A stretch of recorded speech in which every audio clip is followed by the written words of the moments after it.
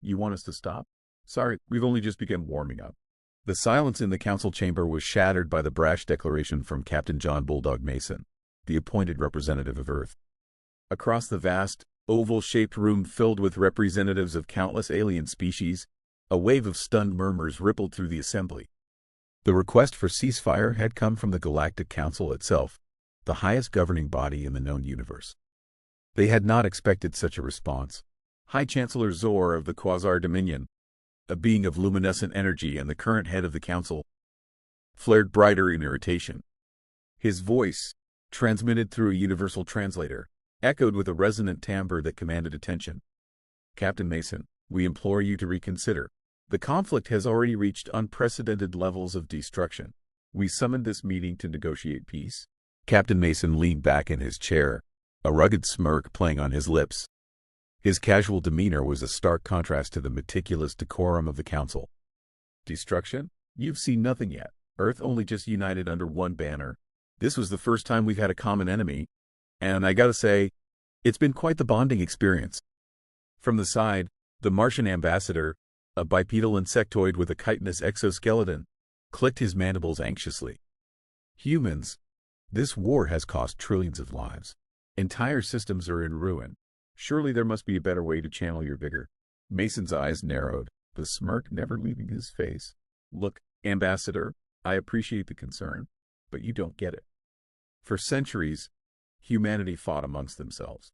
We were tearing each other apart over land, resources, beliefs. When you guys showed up, it was like gods. Suddenly, we had a common goal, a reason to push beyond our limits.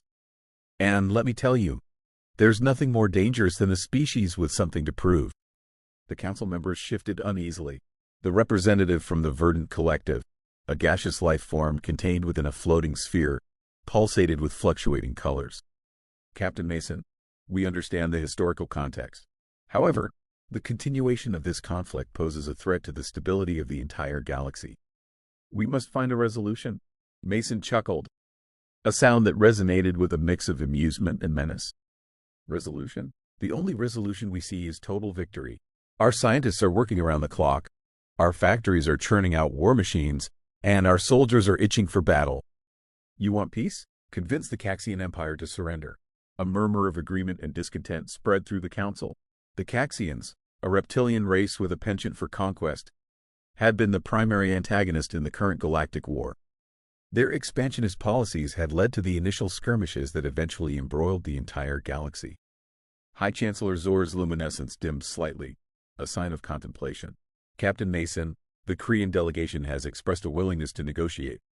They recognize the tenacity and resilience of your species. Perhaps we can mediate a dialogue between your two races. Mason's grin faded, replaced by a steely resolve. Dialogue? The Caxians bombed our colonies, slaughtered our civilians, and pushed us to the brink. We don't want dialogue, we want justice. They started this war, and we're going to finish it. Suddenly, the chamber's lights dimmed, and a holographic projection materialized in the center. It was Emperor Zorx of the Caxian Empire. His scales glistened under the artificial light, eyes narrow and calculating. Human representative, he hissed, we meet at last. Mason's expression hardened. Emperor Zorx, here to beg for mercy? Zorx's nostrils flared, and he emitted a low growl. Mercy? We Caxians do not beg. We have fought for millennia, long before your kind crawled out of your primordial seas. But we recognize a formidable opponent when we see one. We propose an armistice. The room fell silent. All eyes were on Mason, waiting for his response. He stood up, his presence commanding the attention of everyone in the chamber. Armistice? You mean a temporary pause so you can regroup and hit us again? Not happening. You either surrender unconditionally or we continue until one of us is wiped out. Emperor Zorx's eyes blazed with anger. Do not underestimate us, humans. We have resources and allies you cannot fathom. A continued war will only bring mutual destruction. Mason leaned in, his voice cold and unyielding. We've been underestimating ourselves for too long. This war has shown us what we're capable of. So if mutual destruction is what it takes, then so be it. But make no mistake, we will not stop until we've achieved total victory. The council chamber erupted into chaos, voices overlapping as representatives argued, pleaded, and debated. High Chancellor Zor's voice boomed over the cacophony. Order! We must maintain order! Captain Mason remained standing, his gaze locked on Emperor Zork's.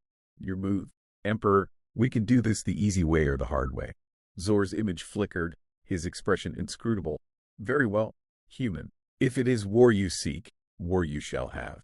But know this, the Kevoian Empire will not fall easily. With that, the hologram vanished, leaving the council chamber in stunned silence.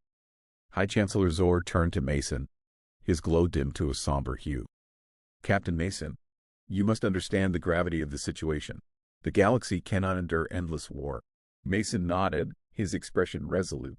I understand perfectly, Chancellor, but humanity has finally found its purpose, and we're not about to let go of it.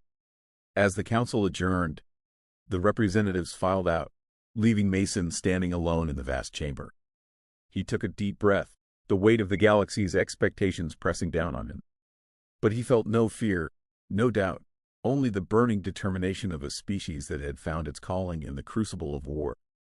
The battle for the galaxy had only just begun, and humanity was ready to fight until the bitter end.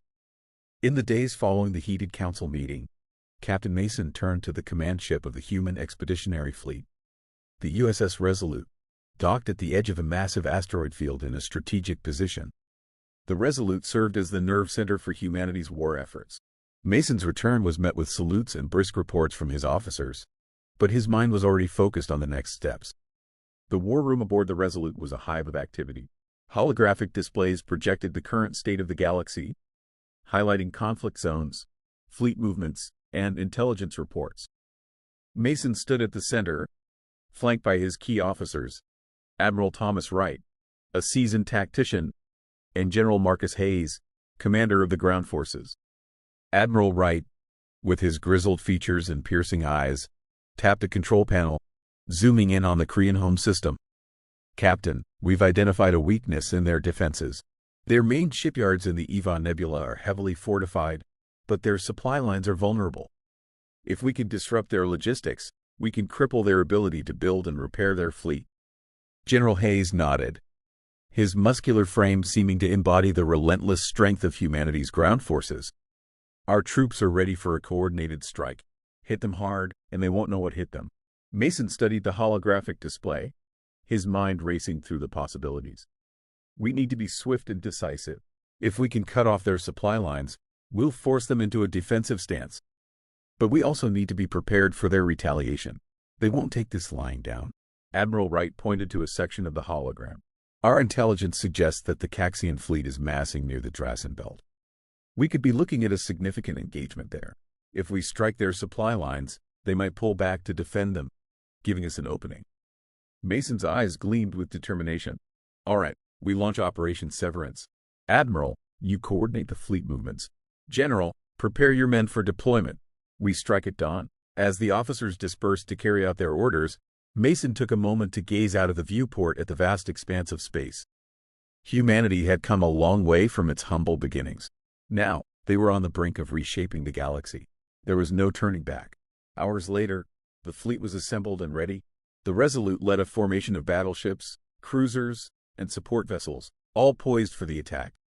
Mason stood on the bridge, his presence a steady anchor for his crew. The tension was palpable, but so was the resolve.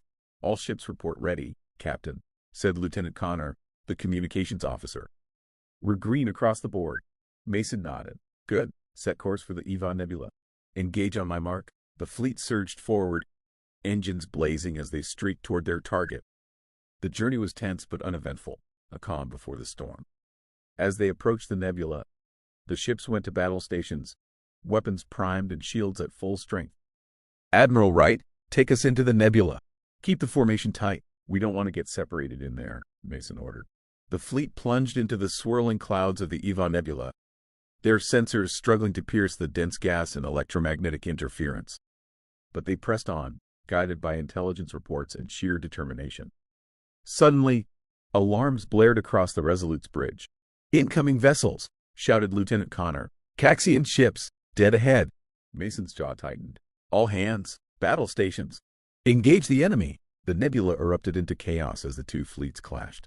Energy weapons lit up the darkness, missiles streaked through the void, and ships maneuvered in a deadly dance. The battle was fierce, but the human fleet fought with unparalleled determination, their resolve unshaken. Amid the chaos, Mason's voice rang out over the comms. "This is our moment, people. Give it everything you've got. For humanity." As the battle raged on, the human fleet began to turn the tide, their strategy and determination overwhelming the Caxian defenders. But Mason knew this was only the beginning. The road to victory would be long and arduous, but humanity was ready to fight, no matter the cost. For in the crucible of war, they had found their strength, their unity, their purpose. And they would not stop until the galaxy was theirs.